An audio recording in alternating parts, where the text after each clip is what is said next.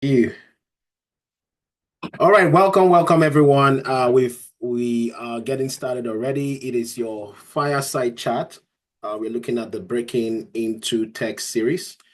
So welcome everyone to today's fireside chat, part of our Break into Tech series. So we are here today for another inspiring, insightful, and very real conversation about what it takes to transition into tech, specifically, business analysis, project management, product management. But we will be looking at business analysis today, as an immigrant.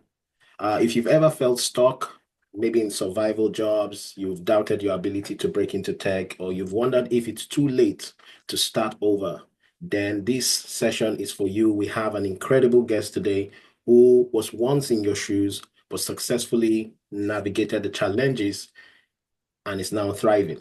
Remember, this is about moving from you surviving to thriving in a high paying tech role. And the best part is that they are here, or let me say, my guest is here to share his story, struggles, so to speak, and the secrets to success with you.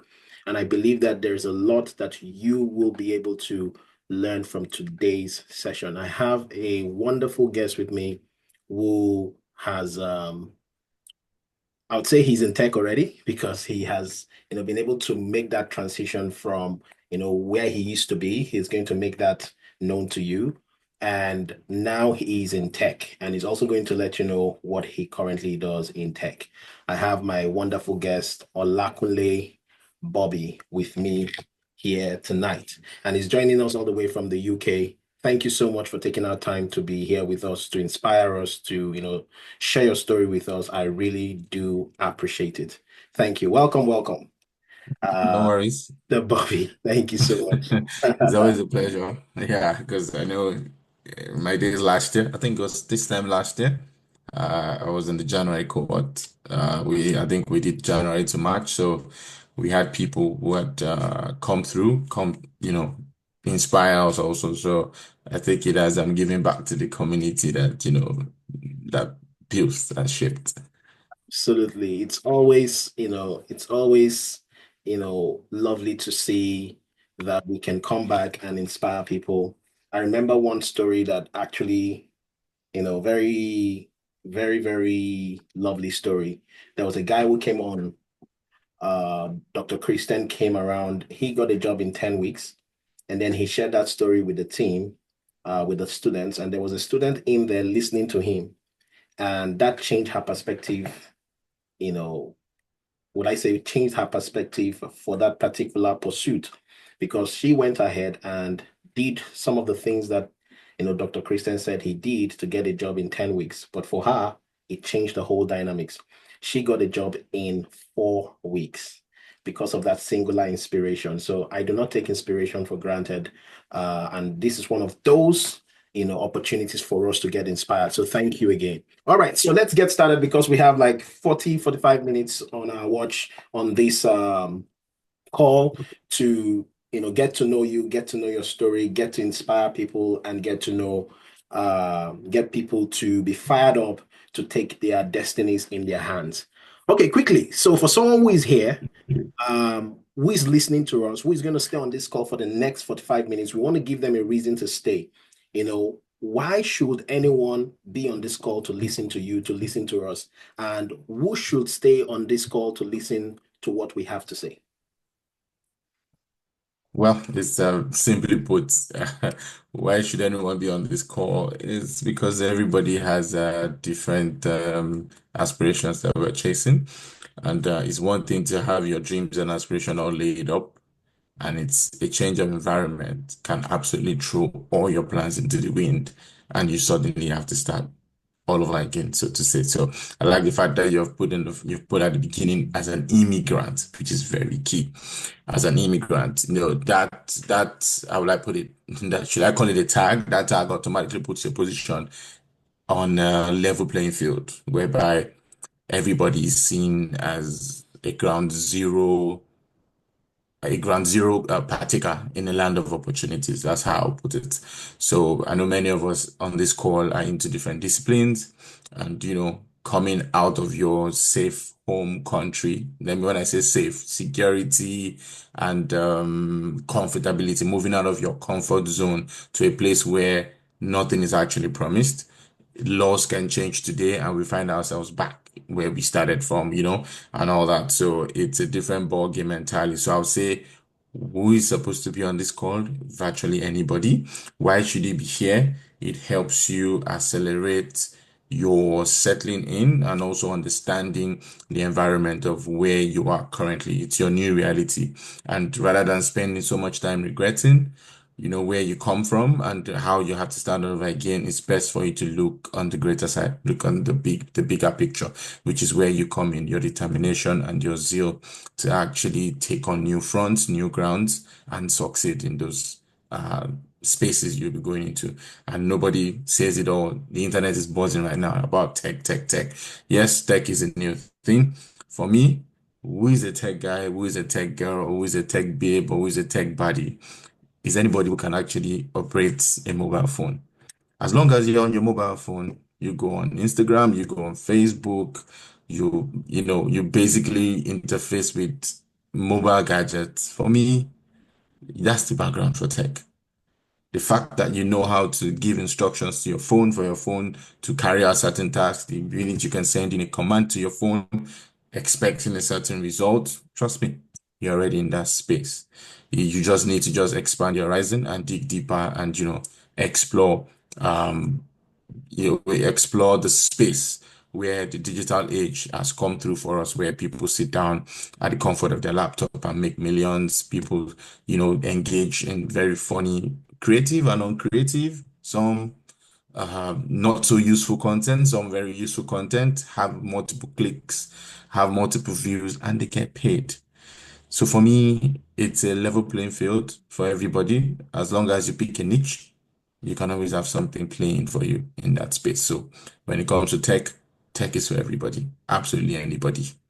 So thank you for that. So basically, anybody and everybody belongs in tech. So thank you for that. There are a couple things which you said in that opening statement, which I just want to latch on. I want to, use that as a segue to some of the other things I'm going to be saying. You've mentioned about people, especially immigrants, coming in, taking on survival jobs. Some have had to leave their high pedestals. They've had to leave their high paying jobs. They've had to leave their secured jobs, in search for greener pastures. But probably, they got met with another type of reality where it had to, make them take a detour. And now they are surviving instead of thriving. Okay, which is what this particular conversation is all about, is being able to help inspire people, to move from surviving mode or survival mode to thriving mode. And there's a thing that these survival jobs do to, your mindset. And I've said that several times. I've said that severally, that it tampers with how you think about yourself, how you think about yourself, how you think about your self-esteem, your capabilities, and the things that you can do. And that is why we do some things like this, so that people can, get back that inspiration and be able to take themselves back to, you know, where they can begin to envision opportunities. But you see, one thing that is always recurring when people call me or when people talk to me is the issue of background. They feel they've heard a lot of things about tech, and they feel like, I can't do it because I don't have a tech background. I have not done this before, so I don't think I will be able to do it. Now, let's come to you. Can you tell us about your background before you ventured into tech? What were you doing before you got into tech? Okay, that's very interesting because I would say the start of my career was actually in tech. I studied IT and information technology from school and going to IT with a tobacco manufacturing company. And from there, I transited into marketing. When I say marketing, core marketing. So I've been doing marketing for the past 10 years. So I've been doing both trade and brand marketing to be specific, and also some kind of activation and intelligence marketing also for a tobacco manufacturing company. And the interesting part of it was when I got into marketing, I got lost with the wind. So let me say the last 10 to 13 years of my career has been in marketing, but I went into marketing with tech at the back of my head. So how do we use technology to actually make the space much more, much more, how will I put it, much more intriguing in terms of using data sets to make business decisions. So while I was in there, I spent some good time trying to understand sales, trying to understand commercial acumen, profitability, and the likes. And after 13 years, I moved into the UK briefly for a stint and went back to Nigeria and from Nigeria into SA, but still on marketing. So, like I said, I was just on the internet trying to see what I could do with myself in, in this new frontier of UK because I had, relocated with my family down to the UK, but I was shuttling between South Africa and the UK because my job gave me the opportunity to work fully remote, so I could work from anywhere. So Okay, while I was here, wait, because before we move into that aspect where you got inspired to then, take a full turn into tech, I just want people to understand and be able to distill that which you have said, that you have been in marketing for 13 years, if I'm hearing correctly, sales and marketing, you know. yeah, One of the things you'll do in that role is actually work with data sets to be able to predict profitability, and your job, you were opportune to move between Nigeria, UK, South Africa, and that gave you the opportunity to then move your family over to the UK. Now, that's correct. you are in the UK, you're shuttling between South Africa and the UK, you are doing marketing for this tobacco company, and then you decided that it was time to make a transition. Now, what inspired that move? At what specific moment did you get the push? Because I know from what you've said, you had that at the back of your mind all these 13 years, right? But at what point, what got you thinking, saying, telling yourself, I think this is the time to make the move? What inspired you? First things first, I'll say the money inspired me. The figures are quite amazing because, of course, when you're out here searching for opportunities, you go on every job site you go on. When you type top paying jobs, business analysis, project management, product management are usually one of the top 10 categories that you see about net earning, right? No, I mean, high-end net income on a yearly. So I looked at it and said, okay, how do I how do I move from here? What do I want to do next? Fine, of course, money is the main signal. And of course, the second part is going to be the passion, the willingness to actually, do this and thrive at it. Because it's one thing to do something because of money, and it's another thing for your passion to drive you to be able to excel at that front also. So at that point, for the money reason, I was like, okay, you know what? If I'm going to make a switch, how do I make sense of a business analysis, a project management role, and also a product manager role? Having at the back of my mind that I was coming from marketing, and my last role was actually brand manager. I was managing brands, so I could liken that and align that with product management. And also, I was always responsible for product development and also scheduled launches and market survey and research. So that ties in a little bit to project management because at the beginning of every year, we set out our goals, we, put timelines, in place, and, we structure everything we need to do to be able to achieve those milestones through the year, which I align to project management.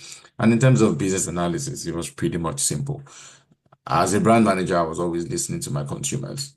When I have new products, I go into the market, I speak to consumers, I analyze, what their feedbacks are about my product, I also use digital tools to actually do some social listening to find out what my brand is saying in the market, do mentions, do SEO searches, and we, pick all those things up and do a little bit of analysis and get some good insights, and we can use that to drive business decisions. So that was using data to actually do some analysis to feed the business. So I looked at it and said, okay, of all these three things, in the past 13 years, I could actually link these things in. So I said, okay, then with the money at the back of that as a rider, I was like, you know what? I think this should be the direction for me. Okay, How I so wanted to go about it, I had no idea anyways at the all point right. when I thought. So great to know that because I know many people will identify with that because I've once even written an article on LinkedIn that caught fire, went viral, about my the reason why I had to transition into tech even while trying to pursue a PhD was money. I know a couple of people will be like, why do you have to say that? Why is it not? But the reality is the reality. To be honest Yes. for me, it was actually the money. I had, a pregnant wife. I had a kid. We were in the heart of London. I couldn't afford the room I was staying in. I had to work jobs from 5 a.m. till 12 midnight. I had to wake up the next morning tired. I had to pursue the same thing over and over again. And it looked like the money I was making, even doing all these hard jobs, was still not enough.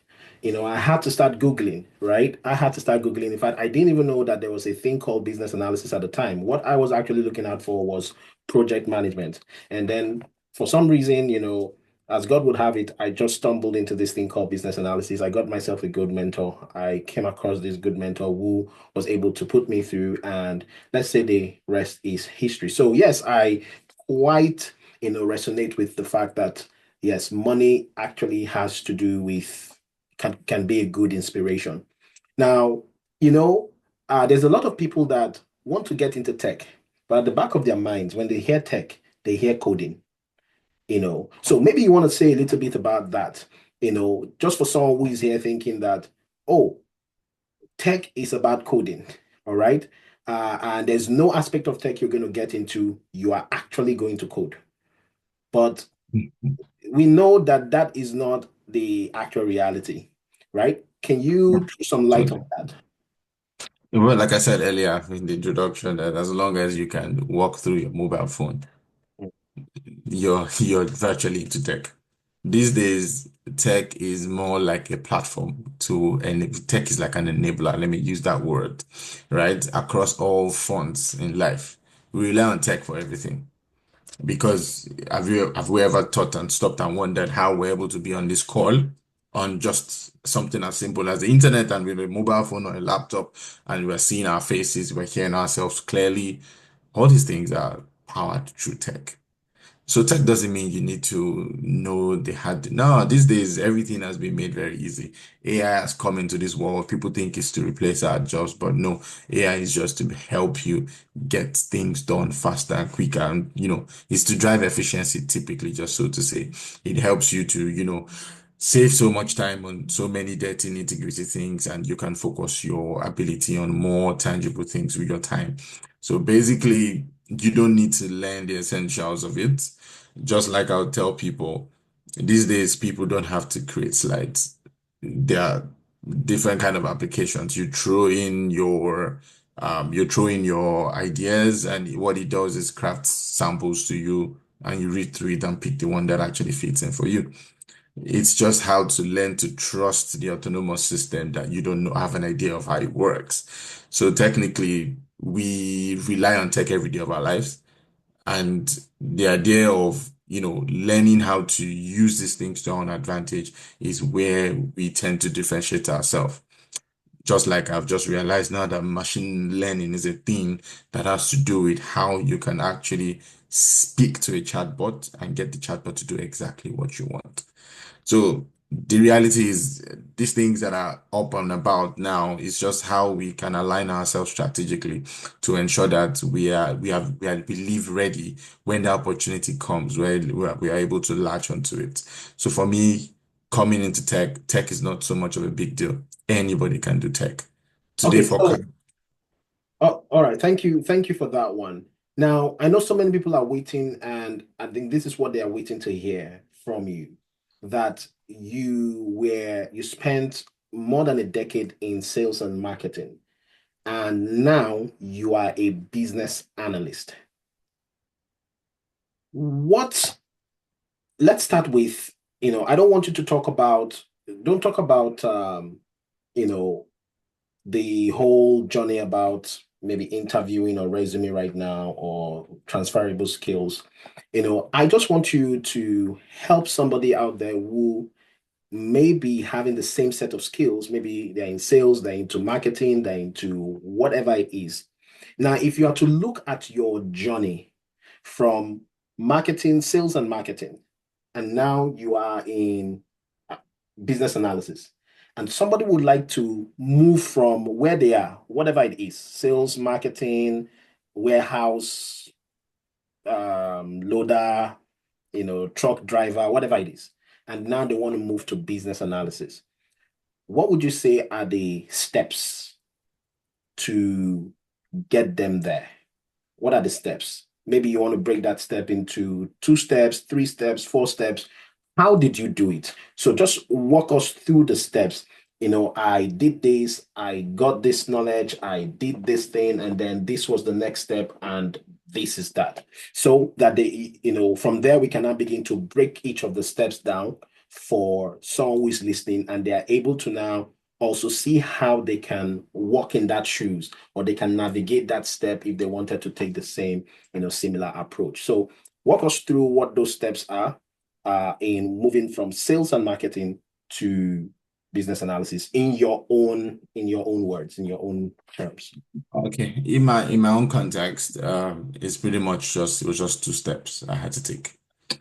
The first thing was find out what I needed to do to get the basic knowledge of business analysis. And I was just on Facebook. I think I was looking to buy a car. And while I was on Facebook trying to buy a car, a couple of things popped up around boot camping and stuff. And there I saw the skill garage and I just read through and I saw, oh, like an open discussion coming up. I said, okay, why not? If not, I have the time, just join. So I joined, and in the class, it wasn't a class actually, it was more like an introduction. And Michael was the one, leading this session as usual. And what he did that day was to break down what the essential steps of a business analysis role is and how it was intertwined with product management and project management.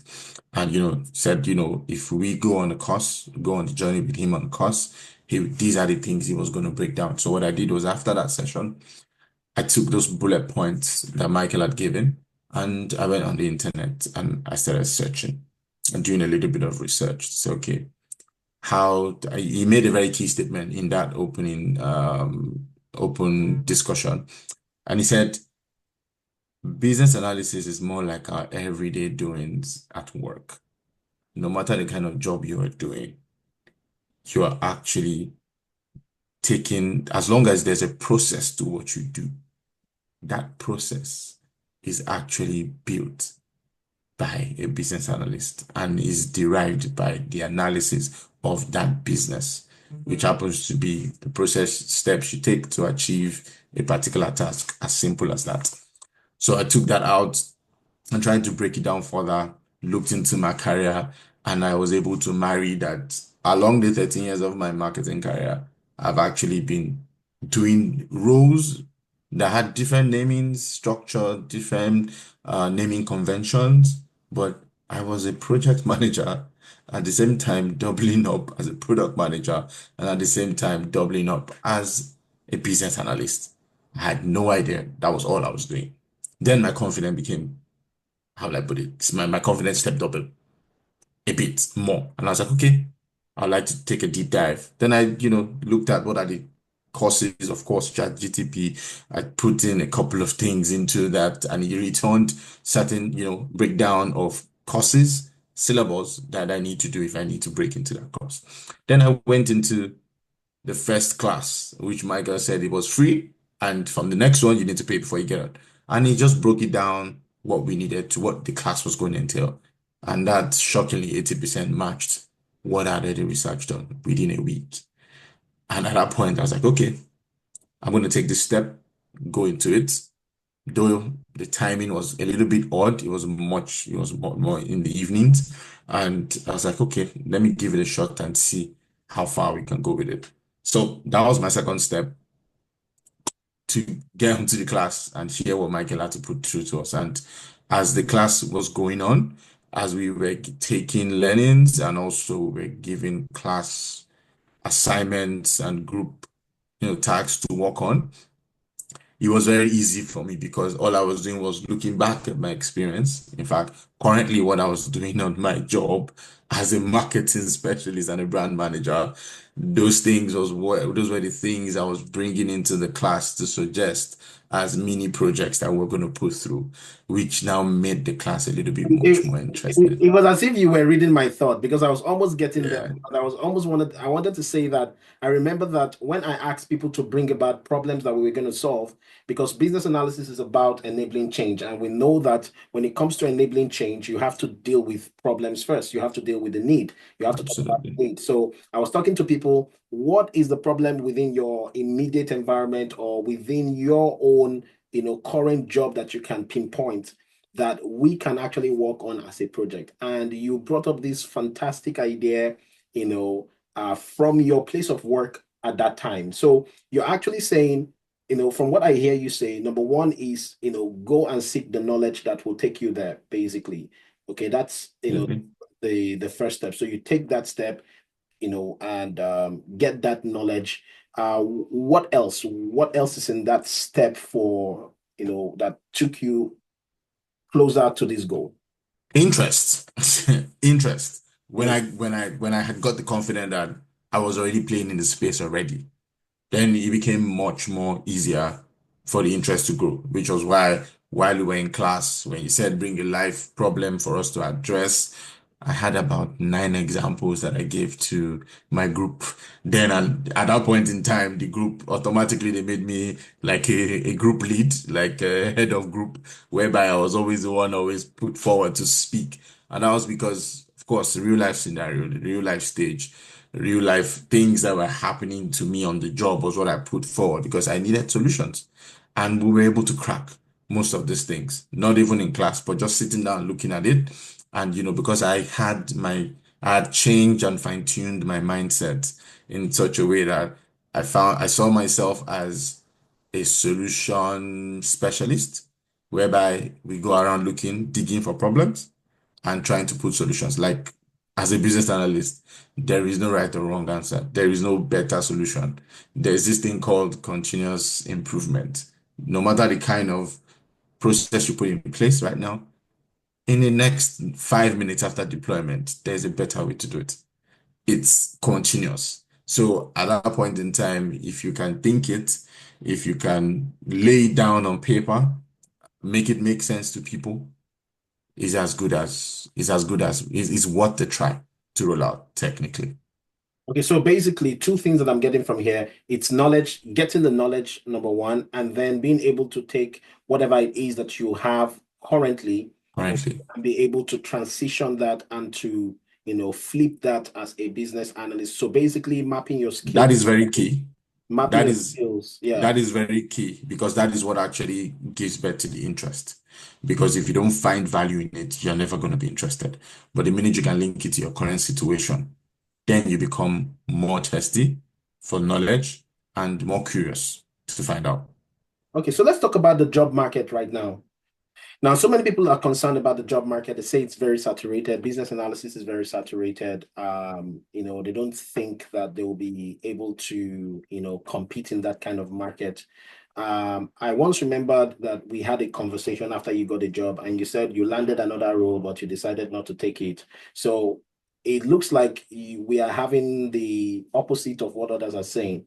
And if that's the case, what do you have to say about the business analysis market and what were the strategies that you personally took? So right now I want to start diving into things like resume, things like job search, the strategy behind that, because somebody here, probably have to go through a course and They are probably finding it hard to break the market. Now, in terms of your resume, or in terms of, putting out a resume, what would you say made your resume stand out? Because I knew you had this resume that, attracted interviews. It got you interviews.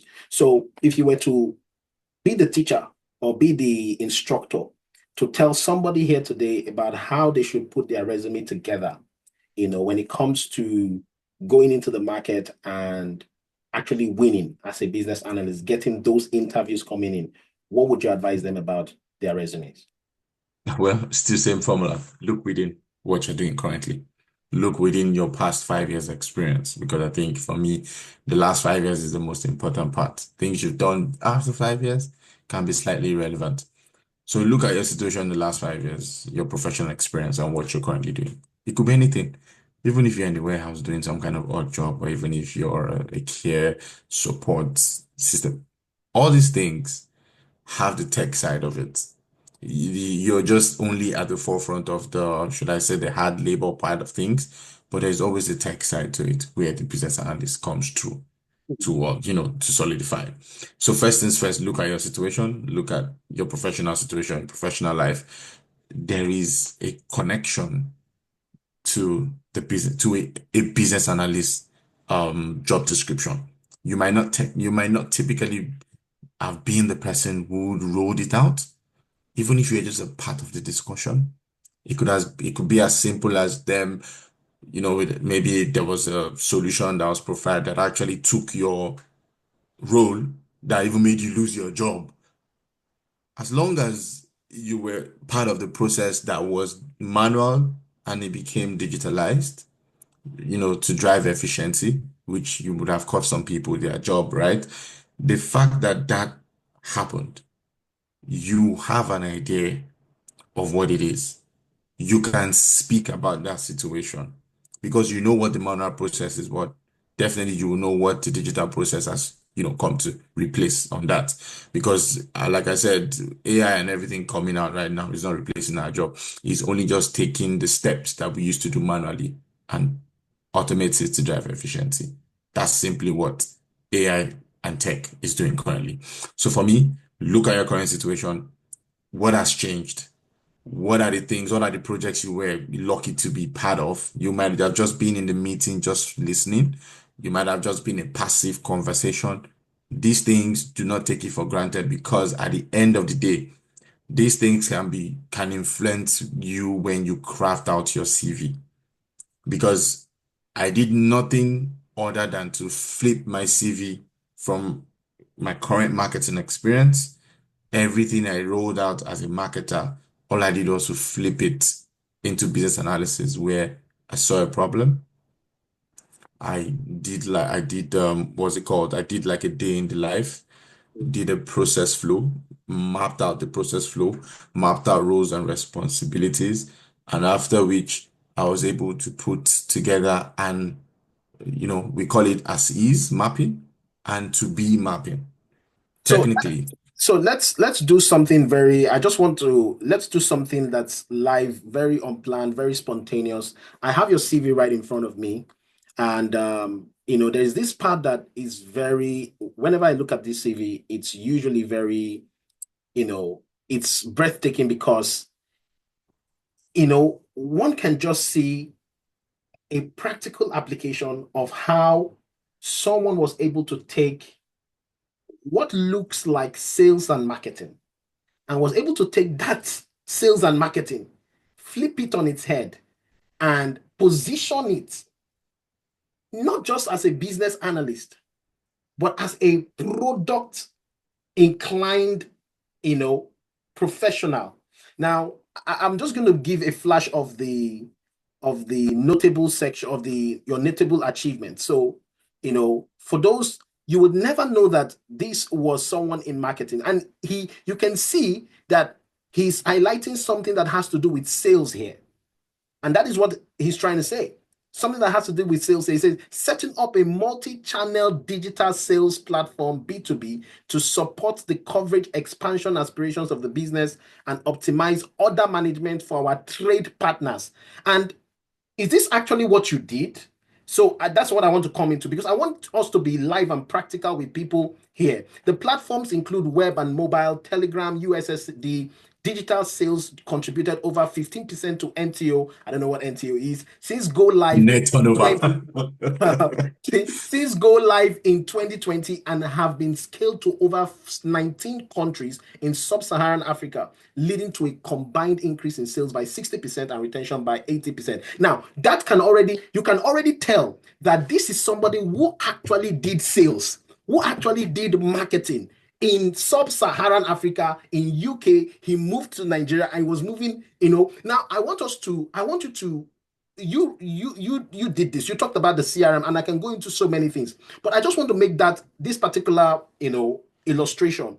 I want you to take this particular illustration, walk us through what you did then as this particular thing. I want you to tell that story of what you did so that people can then begin to see that you were actually a marketer or a sales guy, Absolutely. and there was Absolutely. nothing really, you didn't do anything extraordinary. It is the same thing you did, you just positioned it now. Now, before you say something, let me help people on the call understand what you may probably talk about. Now, let's understand that when it comes to business analysis, there's one thing that helps you show experience, and it's called project. And on a project, you need to show four things, which you would see in what I just showed you. I wanted to flash that on the screen so that you guys can actually see that we're not here to joke. He actually said, and right from the beginning, he told you that I'm a sales and marketing person. And that's why I wanted him to tell you where he's coming from, which is one of the things that this particular conversation is about. He's trying to help you understand that irrespective of where you are coming from, you can actually take that and flip it, use it as a business analyst experience. Now, there are four categories or four things you need to show. The first thing you need to show is the problem you solved. The second thing you need to show is the solution that you implemented. The third thing you need to show is the activities you did as a BA. And the fourth thing is the outcome or the output. Now, what I just showed you is a part of his resume that actually captured a lot of for somebody who did 13 years in marketing, you should know that he covered a lot of ground. There were certain grounds that he covered. There were certain sales channels that were built, and he witnessed them. What I just showed you is just a snippet of the things he did in 13 years. So, Olakule, I want you to help us understand, just walk us through what you did as a marketer. Forget the business analysis side. Just tell us, this digital sales platform, the multi-channel digital sales platform that you did to support, the coverage expansion of the business and optimize order management for your trade partners. Explain it, the things that you did as a marketer. And then now we will now look at it and map it because we've been talking about this mapping, and I know you said it several times today. So I want you to give them a live lesson so that this is where it Okay. becomes interesting. All right. So let's Yeah. start with you explaining it as a marketer. What did you do as a marketer? Okay, so as a marketer, so like I said at the beginning, I worked for a tobacco manufacturing company, right? And as we know, tobacco is not the best of friendliest products. I mean, friendly products that we have out there in the market. So we had a constraint, and the constraint were in two buckets. We had a constraint of how to meet our consumers directly and speak to them about our product, and we equally had a constraint of the level of engagement we could do with our trade partners. So that's one from the consumer line and the other from the customer line, which is the guys in between we as a business and the consumer. So one thing that was for sure, we were spending three times the regular amount to market our product to the last mile, which is our consumers. So it means that if we need to speak to our consumers in a particular area, we'll probably need to employ the services of brand ambassadors. We'll need to train them, give them a script. They have to go into the market. We have to worry about transportation. We need to rent a bus. We need to get hotel accommodations for them because when they go out, smokers only come out in the night of the day, right? So we need them to work according to schedules in different places, hotspot gatherings, and they had to work late at night. So there was the hotel cost to it, there was the transportation cost. So when I say we spend three times the regular amount for just marketing product to our consumers was highly capital intensive. And it was getting to the point where the business was no longer ready to keep supporting that. So we needed to shake up our heads and come up with beautiful and brilliant ideas. And that is where tech came in. So first things first, we needed to know how many customers we had in the market, where these customers were located, what time of the day did these customers actually operate, when is the best time for our sales guys to go and So interact with these please, guys. please, in this particular one, I will interject you because Yeah, no I've seen an worries. opportunity to teach a lesson here, to teach, Mhm. and I don't want that. I want people to get it without necessarily having to over, you know, overthink it.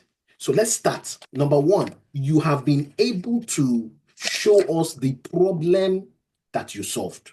And let me just give it to them for just in case they were not taking notes. You said there was a constraint that you guys were experiencing. You're not looking at business, you're experiencing this constraint as a As market a sales as a sales and market. marketing person with a tobacco company. And this Yes. constraint is the same thing as saying a problem we wanted to solve, a problem that our company was experiencing, right? And this Yeah. problem was how to meet our customers directly and sell our product. The level of engagement was low, and you guys were spending three times, the marketing spend to get your last mile. You see, and these are the kind of terminology that will make people that are listening to you. Maybe you're saying this now in an interview and you mention things like the last mile. They know that you did this thing, right? Because these are terminologies that you use in marketing. All right. Someone like me, I'll say, market to your last customer or to the customer. But when you say things like the last mile, imagine you doing that and saying that in an interview, right? And saying that this is the problem that I solved. Now, you guys are going to solve this problem. I know you started saying a few things about some of the things that you did, which is now the activities that you can now flip on its head as a BA activity. You started talking about how many customers were there, what time of the night. You are trying to understand your what? Your customer base. This is what we call, user research, trying to understand. And no wonder if I showed them your resume, you did not even say business analyst. You said you were a product manager. Why? And that is so true because product managers must know the people they want to sell to, the people they are building for. So they do what is Absolutely. called user research. So that is what he's saying. He's saying that so just in case you are coming from a background where you dealt with people, you worked with people, you solved people's problem, and you are thinking you don't have experience, hear it here. He used a constraint, a problem that was experienced on his job as a sales and marketing person, and then begin to, do certain activities. So I will let you continue on that line. The activities that you carried out, you were checking how many customers, what time of the, so continue so that they can get Yeah, it. so Sorry, I'll be bear in interjecting so mind, that they understand it properly. All right, yeah. go ahead. So bear in mind, we already had put together a team for this project, and we had some representative from IT. We had a representative from customer development. These are the people that manage our retailers. We had a representative Yeah, pause. from So okay. how many you can relate to what he's saying now? Representative. That is what we call stakeholder. So he is saying representative, but when he now takes it into business analysis, and he goes in front of an interview, he's going to say stakeholders.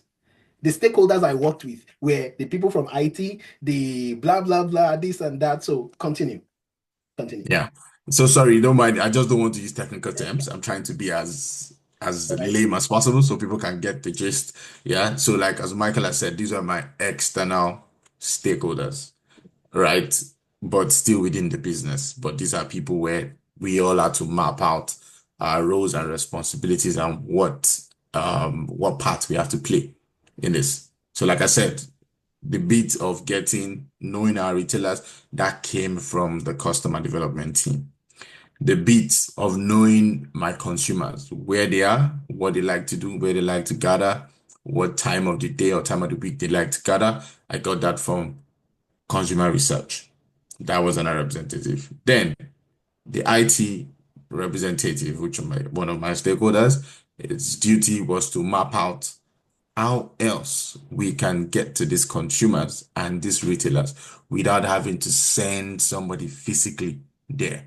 If we have to send someone there physically, we want to do it as a one-off, which is one person gets there, gets us all as much details as we can, including how we can reach that retailer or consumer digitally without having to send someone there. We mapped out how we were going to do that, and that gave birth to three different projects at the same time. So one was the retail sensors, which was about gathering and knowing the amount of tobacco sellers and handlers we had across nationally. And also the other bit was the digital channels that we would like to use. WhatsApp we couldn't use, right? Telegram was open for all. So Telegram was one of the recommendation that was put through from IT. We equally had the option So sorry to cut in there. So you guys couldn't use WhatsApp because of, was it the regulation that was too regulation. Yes, WhatsApp said okay? they didn't want to have anything to do So with tobacco. you can imagine having to say this in an interview as a BA, saying that, part of the things that you discovered while, what that you discovered while you were trying to put this project together, while you were trying to, create digital channels to connect to the end customer, was, the kind of platform we were supposed to use. So in that case, you do an options analysis. We have WhatsApp, we have Telegram, we have this, right? What options do we go for and why should we go for that option? Okay, Telegram is free for all to do blah, blah, blah, blah, blah. And WhatsApp is this and that. You can easily just talk about, because one of the things that a BA will do easily is, one of the projects that a BA can easily do is options analysis, create and, select something that will be the best solution for a company, right? So if you've ever done anything in your past where you've had to make certain choices for your company, listen, don't waste that experience. That's what I'm telling you. Absolutely. All right. Don't Absolutely. waste that experience. You can actually use that experience. Just the fact that you made a choice out of several choices for a particular solution for a company or where you worked or for your own personal business. And that is what people don't know. And we're going to get to that very soon. Okay, so let you continue with this. I will not Yeah. interrupt. I'll So, just so like Michael said, there's always the option of do nothing. There's always the option of do nothing. Do nothing means we continue to wallow in our problems. But if we take one step, and trust me, we failed twice, but we eventually got it right. That's the interesting part of things. So every solution, every option that was brought digitally we mapped it out. They had their pros and they had their cons. Like Michael said, WhatsApp, we listed it, but for regulatory reasons, we could not go through with it. Telegram, open to all, but there was a con to it. The pro is, yes, you can have 500,000 users on the Telegram channel, but the downside was, what was the level of penetration of Telegram in the world globally as at that time? Of course, Telegram was just about 5%. WhatsApp was about 79%. And unfortunately, people couldn't use WhatsApp. Then there was the option to actually use USSD to communicate with shortcodes. And there was also the option of building a microsite that is going to be blacklisted, but would only go out to 18 and above and registered retailers, and also float like an engine for trade. So these were as 6 to 7 options we had on ground, and IT brought that through. So now we kept on building over months, strategizing. The minute we had data from the retail centers and also from the consumer research, all we did was pass the data on to the IT guys to try and see how we can mine that data and get some useful insight. And as we moved along and as we progressed, we were able to bring all these needs and pieces together. And the first thing we did was to actually put out an ordering platform for customers, because one thing is get your product to the customer puts it in the face of the consumer. So now, first thing, we have mapped out who our customers are. How do we get the products to them? We decided to design an ordering platform, which they can actually use to select the products they want to buy, and we get it delivered to them in exchange for cash. And the second bit was how do we now showcase these products in the outlets of the retailer in order for it to catch the attention of a consumer? That was where we now had to start thinking about digitally showcasing brands and products in such a way that it does not undermine the regulation of hitting the eyes of people who are below 18. So we now had to start crafting out people who sold around nightclubs, who sold around bar. It was a whole lot of mapping that we needed to do. So these are part of the things that were business analysis that, we're carrying out unknowingly through the course of my career as a marketer. I love that word. This is how you mapped it. Now, I just want to show something. You didn't benefit from this, but I know you did. We did all of those mapping to your new job. Right. But I want to show something that we've been able to, start using recently. So I'm just going to do a quick demonstration, and probably I will take one or two later on this call. I just want to simulate what you had, right? Just want to simulate what you have said right now so that people can begin to see the practicality of this thing. So you were a sales and marketing manager, right? And, I'm just going to put in a tobacco company, right? Just want to show people a few things. So you are overcoming, I'll just put some of the constraints, I'll just say his job brief is as follows. So tell me some of those things that you guys built. Built digital channel, Ordering, okay, digital ordering platform. digital ordering platform. Okay. What else? USSD, USSD. What else? USSD ordering platform, Ordering platform. Okay. What else? and 18 plus microsites. 18 plus microsites. Now, each of these can be a project. Okay. Okay. In order to overcome barriers to read the last mile, which refers to their customers amidst the challenges. Okay, the challenges of level of engagement. I'm just going to, I could be a bit more, I could be More concise, yeah, with the more with the a speak, yeah. bit more detailed with the thing, but just because we have a lot more to talk about, I will just quickly use this very concise one. But I can tell you guys, if we put in everything that he has said, I would just say take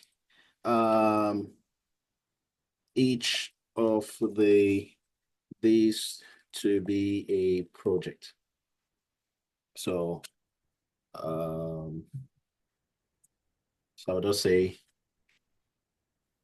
this one, I'll say this one two, I'll say this one three. Okay, and I'll just shoot.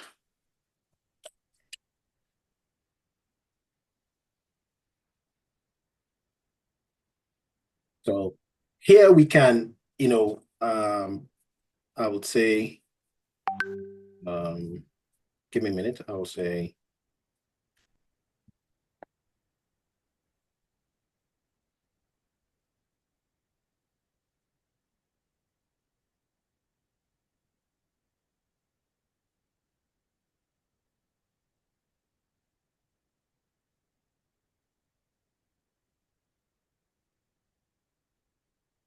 let's do it that way. I think it's using my last prompt. That's why. So I just want to help people see that it's very possible for you to be able to take so you can see that here, the development of the digital ordering platform by itself will be, and you talked about the research that you did, identifying the bottlenecks, identifying the customers, being able to do all of those things, implementation of the USSD ordering platform, just to help people, just to help you people understand that these guys that he was working with had limited digital access. And he was also able to use data analysis, he talked about using data to be able to, predict profitability for his company. So all these things are things that he did personally. They were not, you did them. So you were able to use them and, talk about your responsibility as a BA or as a product manager. Now, uh, back to you, Bobbie. Let's talk about what was it like interviewing? It like interviewing. How did you get rejections? How did you handle those rejections? When Oh, you of walk course, in, of course. yeah. I've always been a fan of the best time to look for a job is actually when you're not searching. Mm. And I heard you say that a couple of times during our session, and I was like, look, it's Let's let's not. let's let's hammer on that. The best time to look for a job is when you're not looking for a job. It's when you're not looking for a job. Mm. So I was in full-time employment. The only difference like I said, one of my motivation was actually the pounds. You I needed was more earning pounds. yeah, I was earning really good, but it was not in pounds. And when I moved to the UK, I think pounds to the naira was around like 960. And by the time I was a year in, it was about 2,100. I was like, Oh, so it's you not a were good earning position you to were be in. earning in naira. So Yeah, you I was you earning could in now naira. say you were the big boy in naira, but now when you take Yeah, that yeah, naira, the so game like I just said, this flat. place has a way of humbling everybody. It It just became a humble level you. playing field, right? So there was no difference between me and my earnings and somebody who was probably just without a degree, a regular, yeah, UK British citizen just getting shift jobs. The person is earning a very comfortable living. I'm like, I'm out here killing myself for the degrees, the certifications, and all. And I was like, you Mm, know what? The end game motivation is actually the money, right? So, like I said, the best time to look for a job is when you're not actually looking for a job. mm, So yeah, I threw up my CV a couple of times. I mean, okay, a good number of times. I think I shot my CV out by my calculation. I have a template where I had like a folder in my email box called rejection. So I mm. had a total of 121 rejections Okay, wait. in, in 2 years. 121. 21 rejections. Wow. And because before I made up my mind to do business analysis, of course, like I said, I was into IT. I was the regular IT support analyst before I moved into marketing. So I Mm, felt okay going back into tech. Oh, let me just pick up and brush up my IT tech, IT support skills and put it back on the shelf. And it wasn't coming through. I did the bits of marketing also. It was very slow paced. So yeah, marketing will always ask you how much you know about the terrain. That was another blocker. Then I was like, okay, which way do I go? Where would I face that? It wouldn't be a question of there wouldn't be any blocker whether I know the terrain or I know about the geographical location or anything at all. mm, And I think that's what business analysis brought to the table, regardless of your experience, wherever you have had your experience as long as you know how to carry out the simple step of a business analyst. Like in my own words, I always say, we business analysts, we are like the chief whip. Our job is typically identifying a problem, mapping out your stakeholders that can help you find a solution to that problem, and you box everybody into a sprint, either weekly, bi-weekly, or monthly. Ensure there's a check-in with every stakeholder.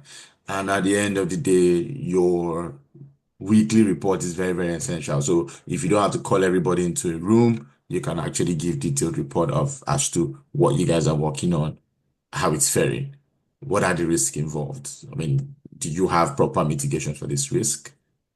If not, then happy days. If there is, then you continue to iterate. And there's the beautiful thing is timelines are there to guide you, but the timelines are always flexible as long as the end game of bringing a result to the table or a solution to the table is guaranteed, then yeah. all is fine. So before we move into that aspect, we are beginning to round off, and I know it's like 11 p.m. your time. I need to let you go. But Yeah. yeah, before we go, there are a few, one, two, three questions that I have, for you. The first is this.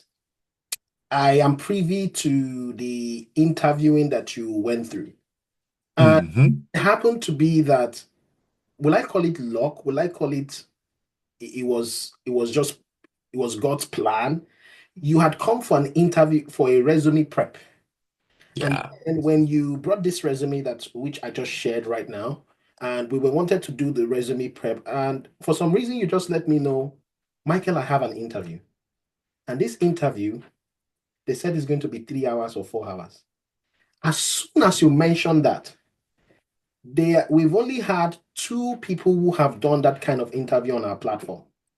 And it's called the top grading interview, the Woo interview. As soon as you mentioned it, I was like, repeat. I was like, repeat. How many hours interview do you have? He said it's like 3 hours or 4 hours interview that you're preparing for. And I'm like, okay, you know what? Let's keep the resume and let's face this interview prep session. And now for those of you on the platform, if you go into the interview prep videos, it's one of the last videos in the interview prep. You will see there it's called the top grading interview with Vidant and Bobbie. So I called Vidant, because Vidant was another person who had done the top grading interview, right? Vidant was another person who had done this top grading interview, and we were on the call for a while. Now, I just want you to briefly tell us, what does that look like? Because someone will hear that there is a 3 hour interview they want to go for, or a 4 hour interview, and they're already dripping in sweat. What does that kind of interview look like? Can you Yeah. show us that world?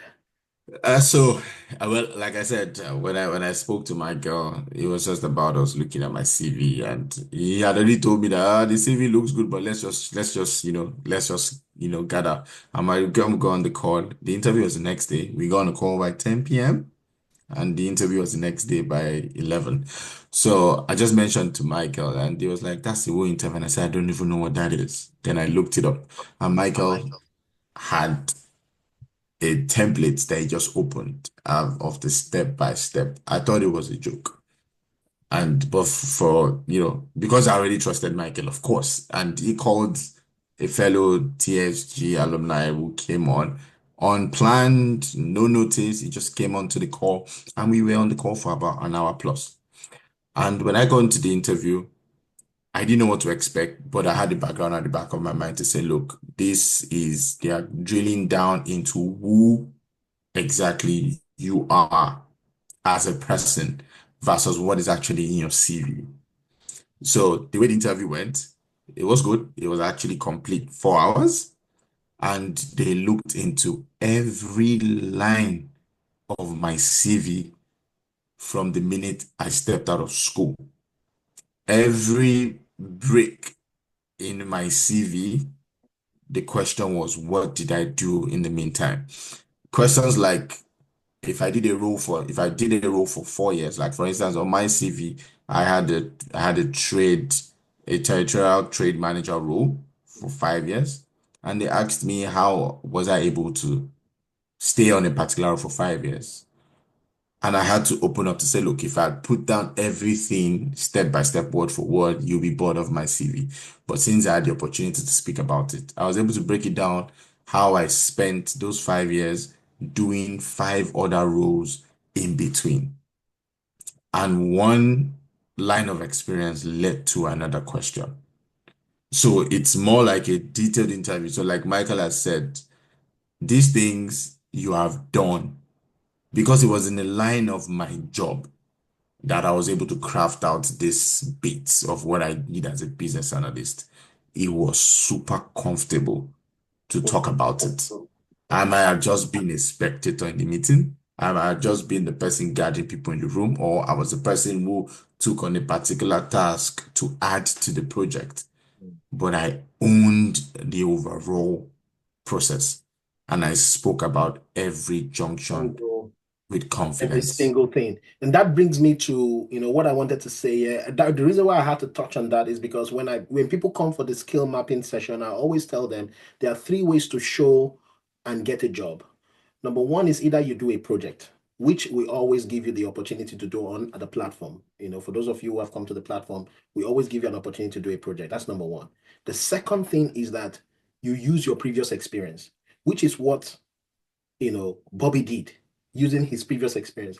And if you happen to be one of those people that will be going through that kind of interview, you will be marked down for every single thing that you said on your resume. It's called the Woo interview. For those of you on the platform, please check the interview prep videos, you're going to see it as one of the last thing, and you would in the online interview guide, you would see that there is a guide on what that interview entails. So do not be afraid, we've got you covered. Now, the last way to show experience, which most people do, but I do not say you should do it, is the lie. So imagine going into this kind of interview and you have to perfect your lie.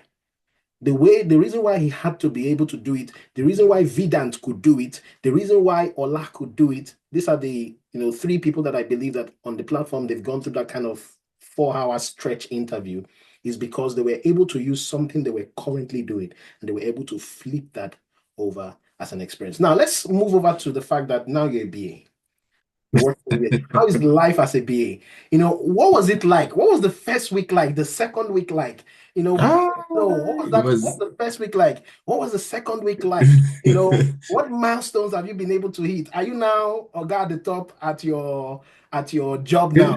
Give us an Yeah, insight to what interesting. life is like being a BA now. You're no longer a marketer. So you're now Yeah. so tell us what is life like. What was your first day like? What was your first week like? Were you under any pressure? Tell us, what it felt like. So, like I said, at the point of every interview, I think whoever who's interviewing you, or whoever who's gonna be your manager, already has a perception about you from the day of the interview, why they chose you. So my first day at work was to sit down and ask, okay, why did you hire me? Let's be clear. Mm, And because I wanted to walk my way deliberately, because it's a setting where one of my biggest fears was the fear of acceptance. mm. In a land where I know nobody, as an immigrant, we hear a lot of stories of how people are being victimized, but I don't want to let that all that bother me, right? But the fear of acceptance. So one thing that quickly worked for me was the big question of why did you hire me? And what are your expectations, right? That's smart. So the one you sat down with your manager was like, "Oh God, why are you bringing me on Why board?" why did you hire me? Let's Because be clear. because at the I end of like the that. That's interview, they asked my notice period, and I said that my notice period is flexible. What are they looking at? And they said they wanted me to start the following week. And I said, no, that's not possible. I needed a month notice. And they said, no, that if I can come back to them, if they can give me 2 weeks, but they really, really need me to start because they didn't have a BA. I'm the first BA that they were going to be employing in the company. so you're the first business analyst that they were employing in that company. In the history That of the means there's a business. lot of work to do. Absolutely. Absolutely. So when they laid down the expectation, then I knew that I was in for a lot, right? Mm. But I had to use that as to my own advantage also to put myself in the driving seat. So fine, I was able to negotiate my probation period from 6 months to 3 months based on the fact of the expectations that they had put on my shoulder. And we agreed and mapped out how I was going to do it, because the most important thing is I'm the first. Whatever I put together subtly looks like it's going to be law. So I'm setting the precedence for them as the So now first business you analyst. are now let's put it the way we put it. So now you are the template. You are now the one putting the template Exactly. together now for them. I'm now the template. I am Uh, now the template. Then in that first week, after setting that expectation and having to discuss and actually put together like a 5-year plan for myself and what their own plans were, and see how if I fit into that plan. After that was done, then I moved into what are the low-hanging fruits and what are the quick fixes I can do before they start dumping things on me. So I've highlighted series of problems.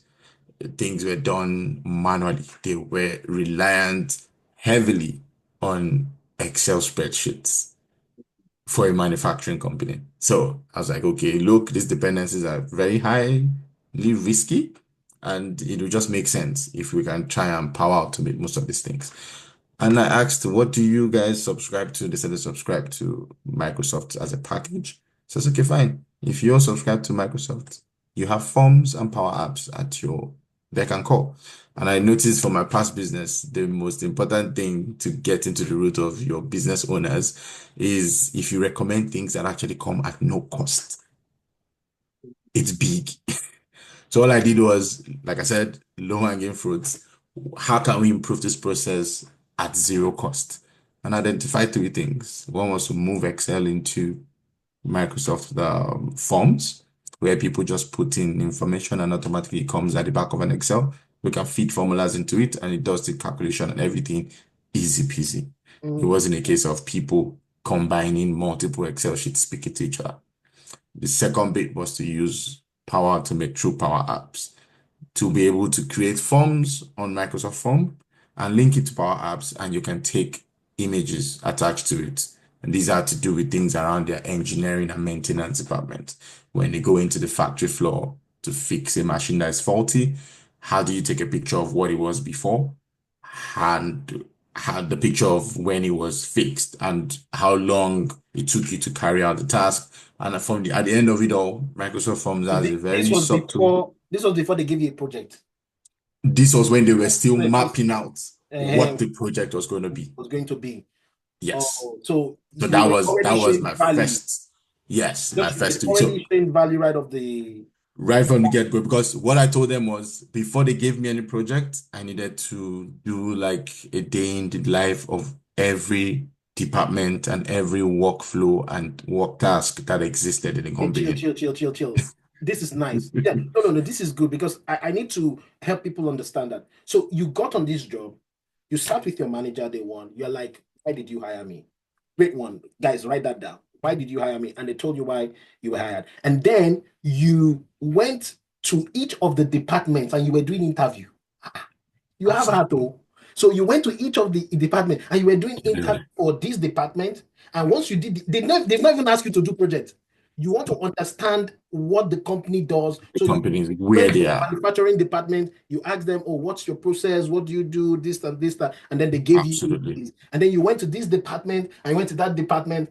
That is value pro max already, that you're already showing, you're already showing value. Now let's move. I remember because I we need to jump off and I need to let you go. I remember when you came in and you're like, okay, Michael, the project has come. These people are, jumping in and shouting, I should do a BRD, I should do a BRD. What do I do? Yeah. You know, and I remember several times in the training I've said documentation is about communication.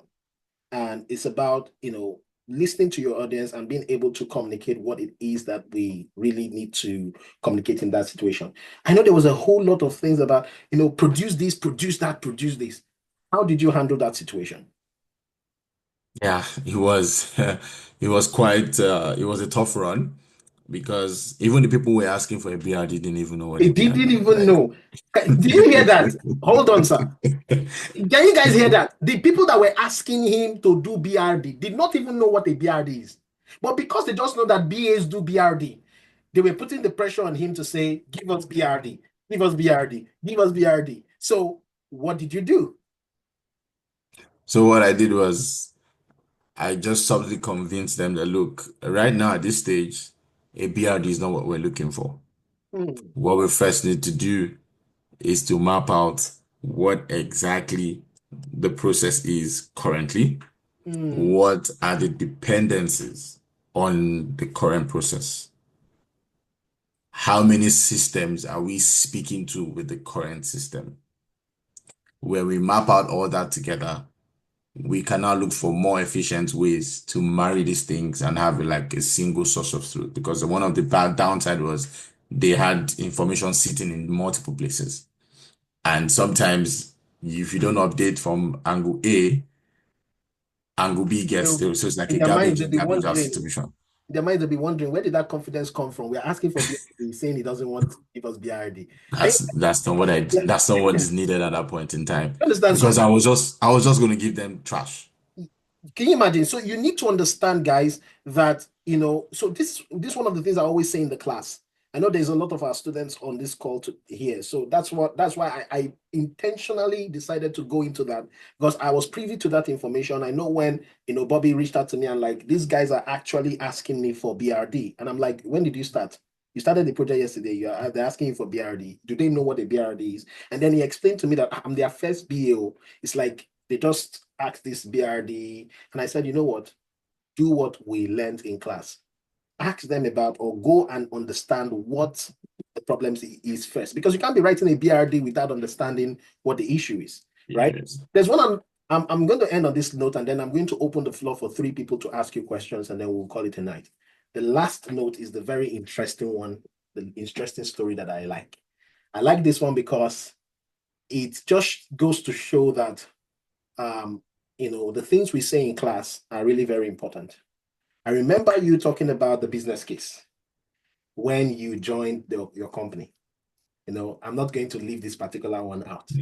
There was a tradition that they had there, and you overlooked that tradition and decided to go with what I said in class. And then you built your own business case. And that became some kind of magic for the company. I think the CEO or something.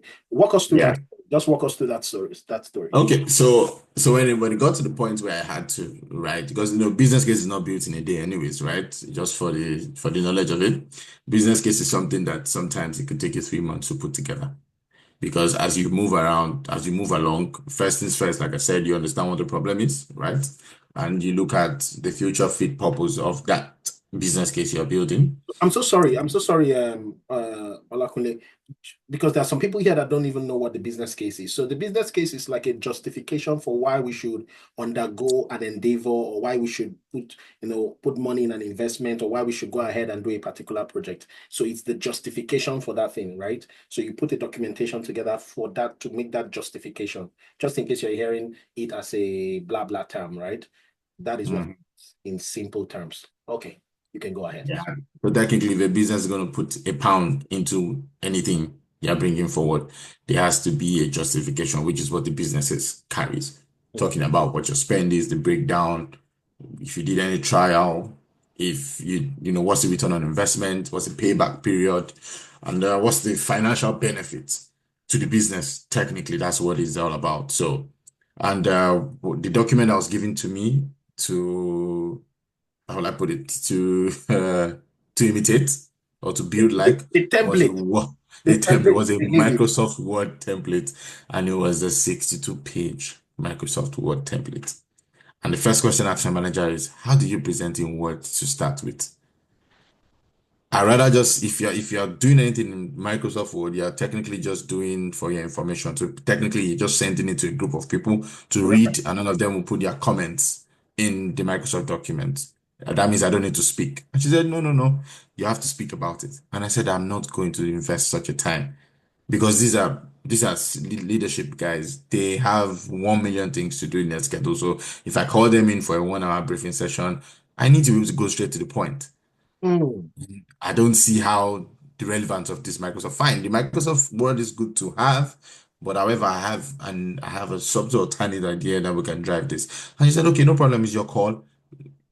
Put it on the table and let's see if we can just, take it to the end of unit. And if it's fine with it, then we move forward with it. So I just created a 5-page PowerPoint presentation stating what the problem is, why we need to change, what the proposed recommendation solutions are, and how much would it cost us, and also the different vendors I've been speaking with, and why did I eventually go with a particular vendor, and just a little bit of high level timeline of if we get a go, this is how long it's going to take us to implement, and this is when we intend to go live, go into hypercare, and we roll it out to business as usual. Simple and short. And I passed it to my manager, she passed it to the head of unit. And the guy responded and said that's the best business case he has ever seen in his entire career. That was short, concise, and he thinks that's the way to go. And you're Ab- signed off to law.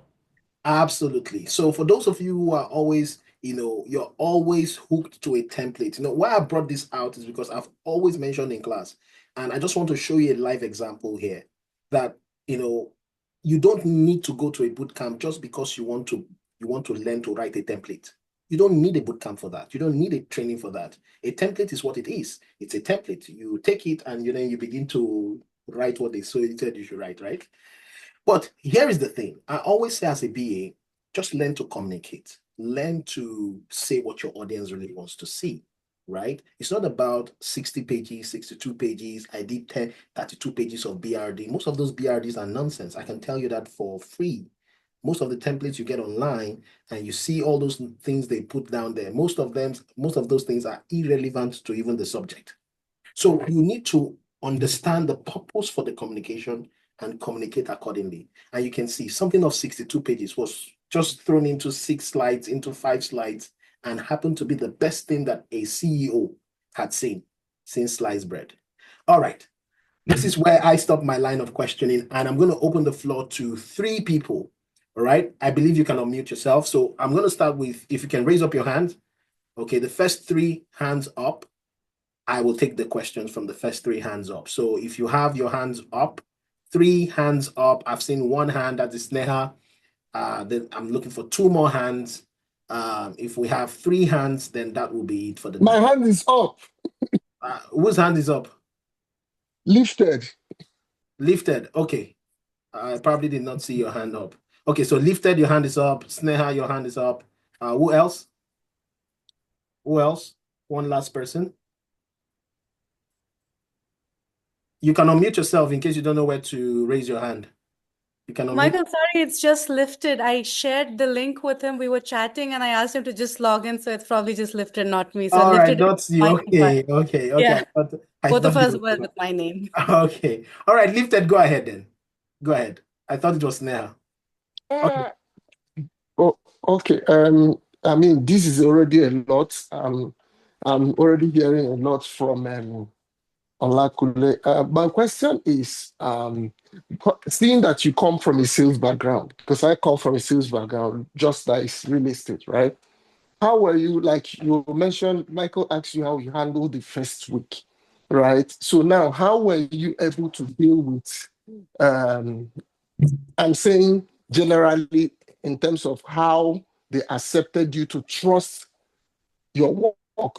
Maybe they didn't know that, okay, you are not a practicing BA before, right? But they got to believe because you passed their interview process that you are their BA. So how are you able to navigate through the problem-solving tasks that they started bombarding you with? That's after the first project, the second project. How are you to navigate that process to be able to establish yourself? Okay, I do this, and this is what I do. Okay, so technically, we all solve problems naturally in our daily jobs, right? If there are no problems, we don't have a job. That's the way I see it.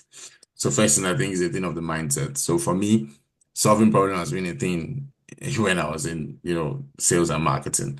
So transitioning into a business analyst role, it was more like a consolidated move.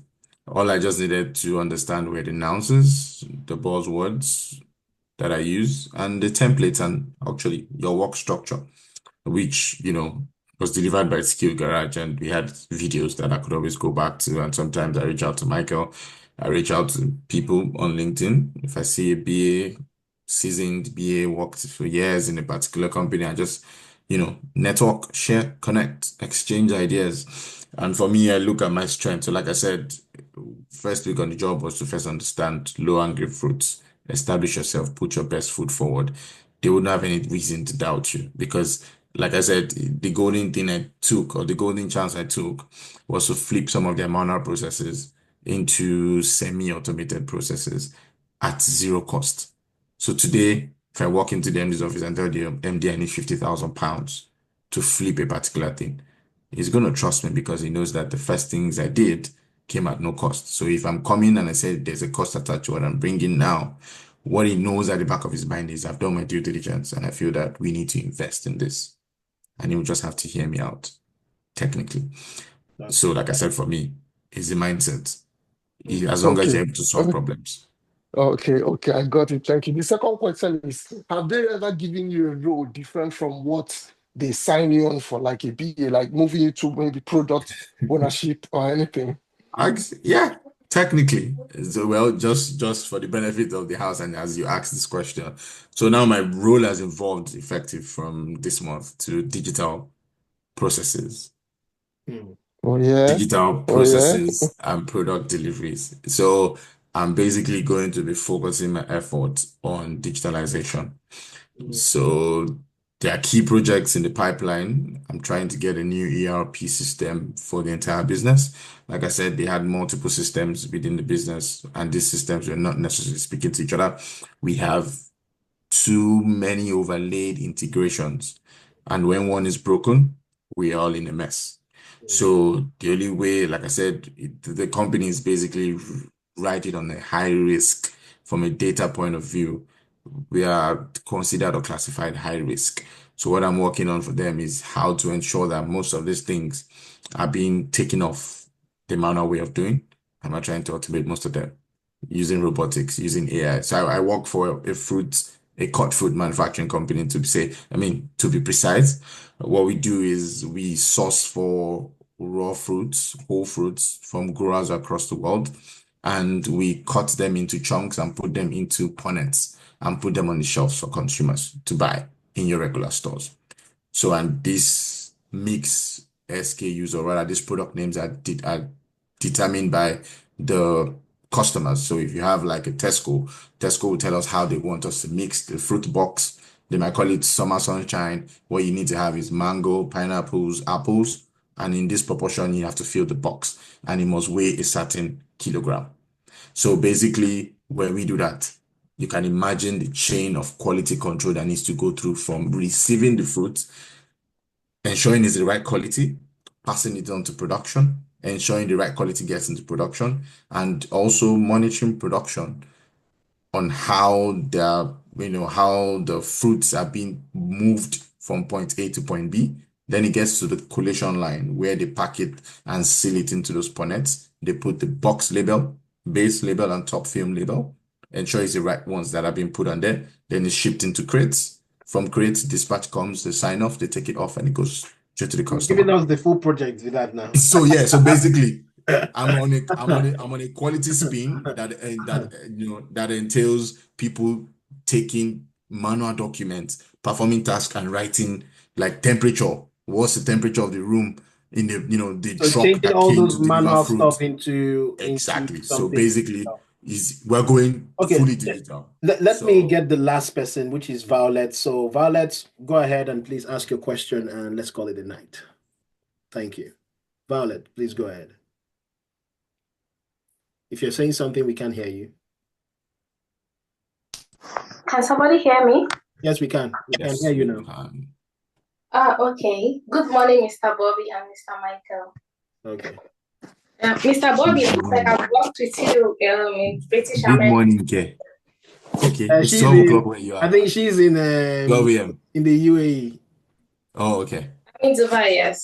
Looks like I've worked with you in British American tobacco in Nigeria. Okay, so that's Anyway, the tobacco company I'm I going to work for. match you with him so that he will teach you anyway, how to flip your resume. So I don't have a problem. I'll just take you and I'll just match you with Bobbie. He will teach you how to use your experience because both of you have done sales and marketing together. So yeah, so I've been doing sales and marketing since 2009 from Nigeria, like with Guinness, with British, like the tobacco group, all of them, even Marlboro, with like. So you worked for competitors by working for us. You see, you should Oh be in no, touch of by now. course, I was in the university and we do that as students. I was doing I know, all I of understand. all right, to your question now. Let's go. So my question is that how, like with all this, even when I moved to UAE, I started with my own business and to real estate and all that. Aside that, I've had some courses, like I have certification in Scrum Master, product owner. Now I'm in business like analysis. So where will you advise me to channel my resume to product owner? Or like my question is like an advice of where to actually channel my CV like into, since I've been on this same level kind of business or work that you've done before. So, like I said, my CV is the three combined. Your CV, I presume, will be also the three combined because now you say you're into real estate. You said, right? In Dubai? Yeah, in Dubai. I'm into real estate full You're time. selling products. You're selling products. Mm-hmm. So Yeah, you're selling products. So you have a mix and match of both worlds, right? You're selling products that allows you to speak freely with people. You sold products that doesn't allow you to speak freely with people. So you already have the good and the ugly. All you need to do is just merge the both of them. It's going to be a very beautiful combination. Mine was dark all the way. You have a little bit of light, which I think would actually work for you. So for me, I think you need to, even for real estate, you do your research, don't you? You already do your projection. If you're buying a land in probably the Palms in Dubai, that now already has its value. Don't Some other worry, she parts has of found a Dubai are mentor. Don't opening Yeah, up. worry. actually, She has found a mentor. I have some product there that have eventually sold, like even off plan and then secondary sales and rentals, even in the farm you're talking about and the new Yeah. farm. So your pitch, when you were selling, you were talking about what that place will turn to in the next 10 years. Mm-hmm. What's the value of appreciation between now, if you buy it, and when you intend to flip it in 10 years? So those are marketing research that you have been able to get insight from to be able to convince your customer. So that is part of a process before you can pitch, before you can go and invest in a land or say you want to sell a particular land as part of your portfolio, you are going to look and do a deep dive research on that particular area. So it's possible So to flip it. there you are.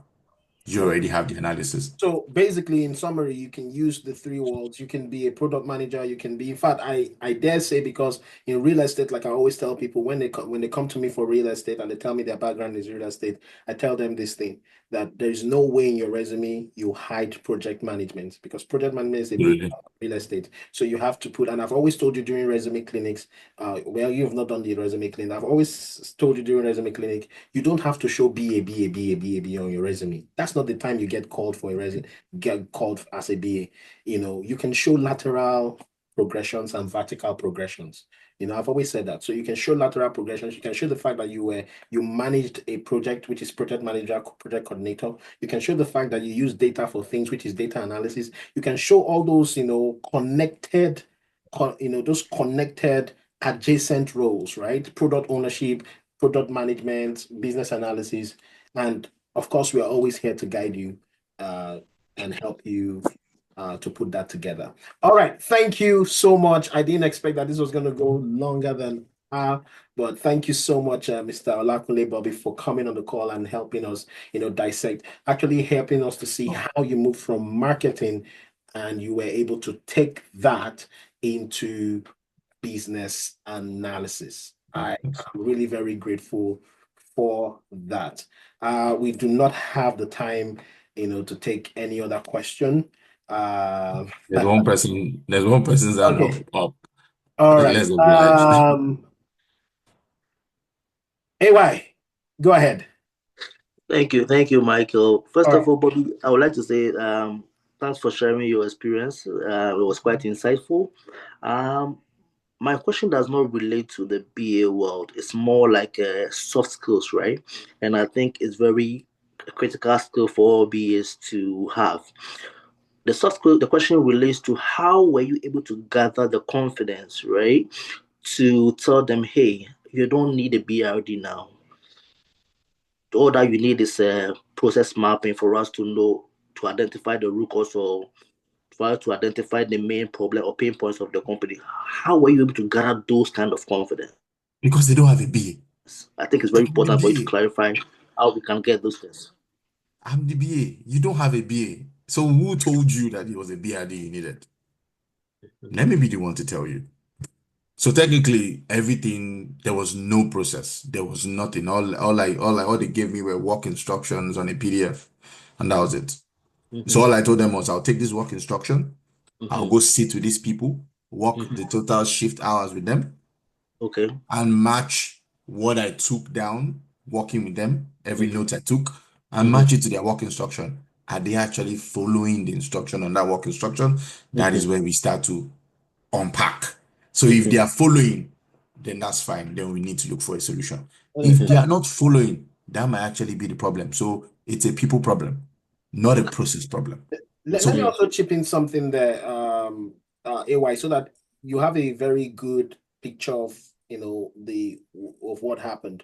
So I know where you're coming from in terms of like, how did you gather the confidence to be able to tell them? Because I know, being that he's new into this thing, he's meeting these people for the first time, they're asking him to produce something. How do you gather that kind of confidence?